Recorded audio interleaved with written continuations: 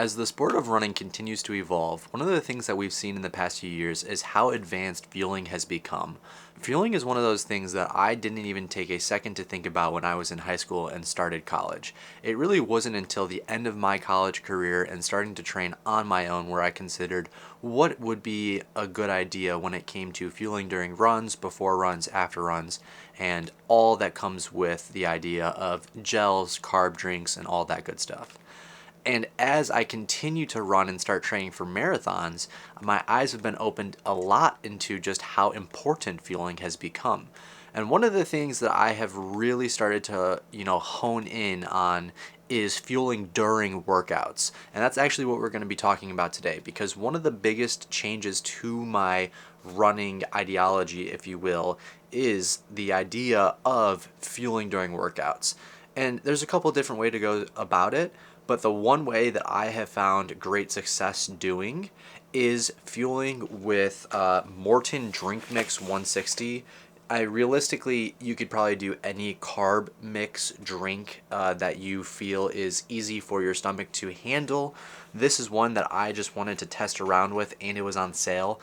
It's very expensive to do something like this. I believe this was around $30 for 18 packets.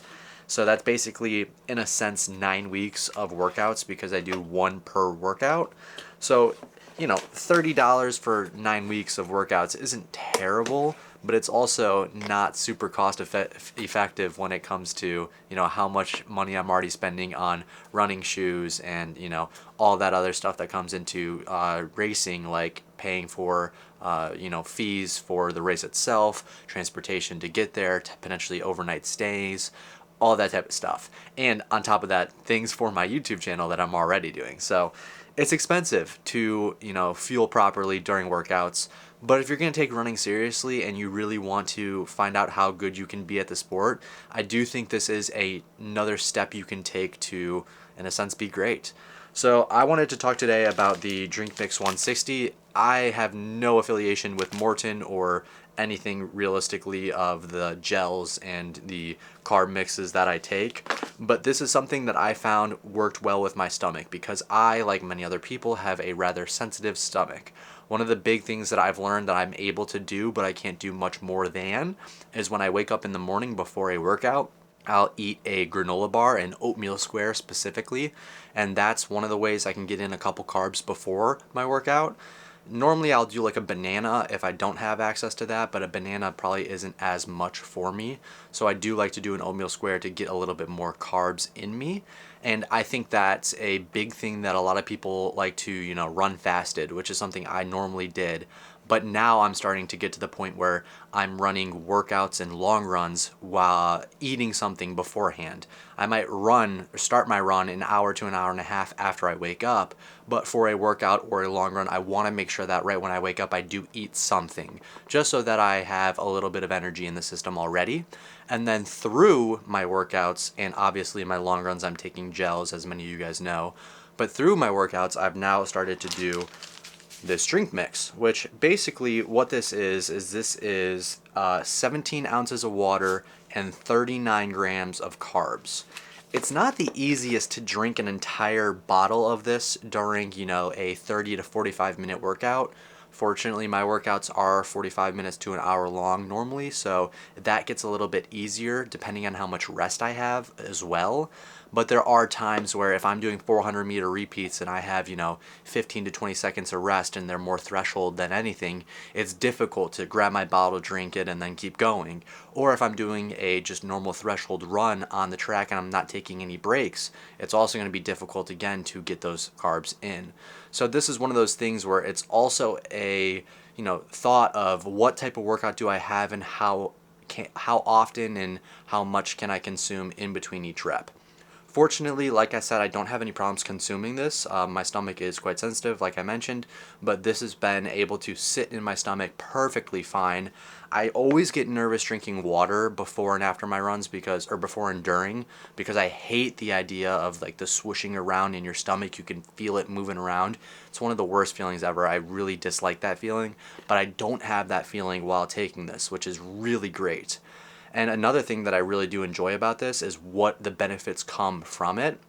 The big benefit that I feel most people talk about when it comes to fueling during workouts, races, long runs is basically the idea of when you are exhausted and you hit the wall in a sense, adding carbs into your workout is going to help you get through that, you know, wall in a sense. I don't know what a better way to phrase it is, but running, you're gonna get tired, you're gonna get hit the wall at some point. Carbs is gonna basically try to take that wall away from you and allow you to help you get through the workout, or at least run longer without that feeling of exhaustion and hitting the wall. And that's like a big thing why I really do like taking the carbs, because I do feel like the workouts feel a little bit easier and a little bit more achievable when I'm consuming carbs, because at the end of the day it really just is energy that my body is using, and that's really helpful. The other thing that I don't know what the science says about it, but it's just something that I personally feel like helps, is the recovery process afterwards.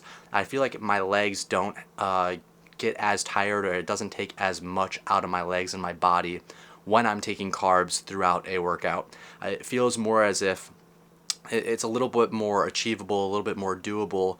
It takes a little bit less effort to get through a workout or a long run while I'm continuously drinking carbs or taking a gel, and that just helps with the recovery process after as well. So if I have the option, I'm always going to try to take carbs, whether it be out of the drink mix bottle while I'm running a workout, or like I said, doing gels during the long run.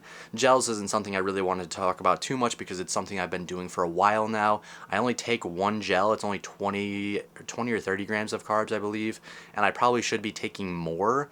It's actually something that I've been considering with the drink mix as well.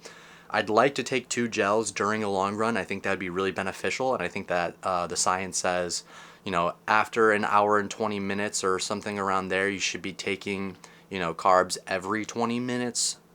Don't quote me on that, but there are, talks about something like that being the most effective. And I think that for a workout of like an hour duration, between 80 and 100 grams of carbs would be, in a sense, ideal.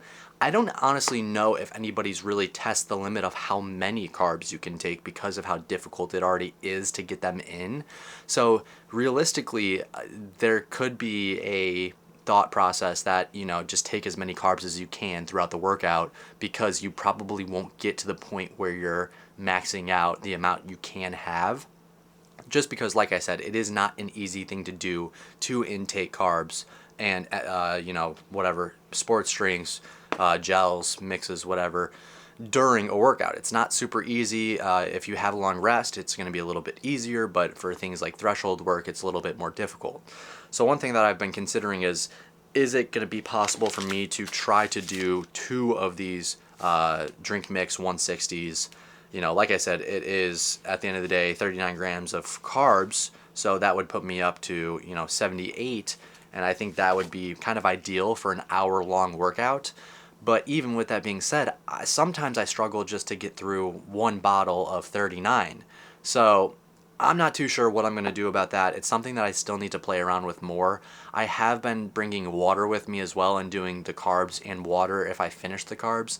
I do kind of feel like that's not a bad way to go about it either. But like I said earlier, I also think that bringing more carbs than you're going to use and just trying to get through as much as you can could also be a great way to go about training, and a more effective way to go about it. All of that to be said, it's very expensive to do something like this if you're not a professional runner or don't already have, a job that's helping you to afford all this stuff like this.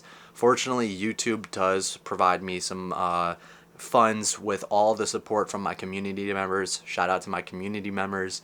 And with ad revenue coming in, I have ways to help afford stuff like, drink mixes and gels. And the feed, which I love the feed. I have no affiliation with the feed either. They give you $15 of store credit every 3 to 4 months. I think it's 4 times a year, so that'd be every 3 months. You get $15 to spend. You have to spend $35, of course, to use it, but you can get $15 to spend if you complete like the Strava goals. So that's super cool. It's super appreciative. It helps me out a lot. It's one of the ways I'm able to afford getting drink mix and gels, stuff like that. And it's something that I've always had a difficult time achieving by myself. It's not something that I've been able to just like, say this is something I should do. It's something that I've had to slowly learn over time, like I said.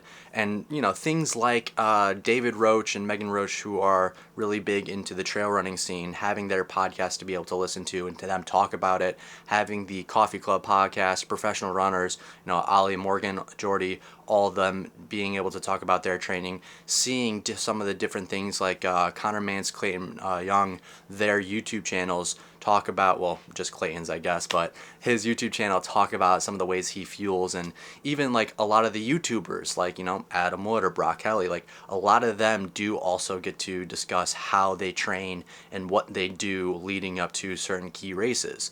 Now, as I get more into the marathon scene, things are a little bit different, so I'm still trying to learn, and as I learn, I'm trying to give that knowledge to you guys just to, kind of help you guys along the way and, provide some insight from what I've learned in my own experience with training. So yeah, that's pretty much it for me this video. I just wanted to break down everything that I do, talk about what I'm trying these days, which is that drink mix. There's a ton of different brands that offer stuff like this. You don't have to do Morton.